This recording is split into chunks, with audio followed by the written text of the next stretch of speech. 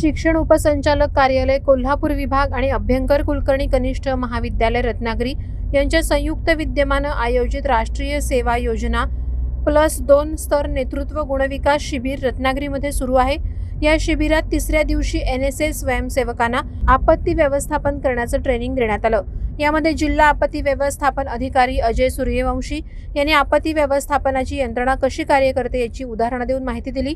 त्यानंतर लहू मालगवी यांनी सहाय्यक उपनियंत्रक नागरी संरक्षण दल यांनी प्रथमोपचार उचल पद्धती आणि रोप नॉटची प्रात्यक्षिक दाखवली। यानंतर MIDC अग्निशमन दलाच्या टीमने अग्निशमनचं प्रात्यक्षिक दाखवलं।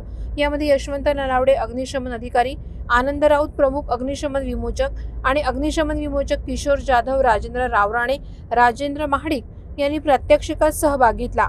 तसंच श्रीमती सीमा डोंगरे IT असिस्टंट जिल्हा नियंत्रण कक्ष या उपस्थित होत्या। कोल्हापूर विभाग समन्वयक प्राध्यापक राजेंद्र कोळेकर यांनी उपस्थितांचं स्वागत केलं। लक्ष्मीकांत पाटील यांनी आभार मानले। प्रहार डिजिटलसाठी अनघा निकम मगदूम, रत्नागिरी।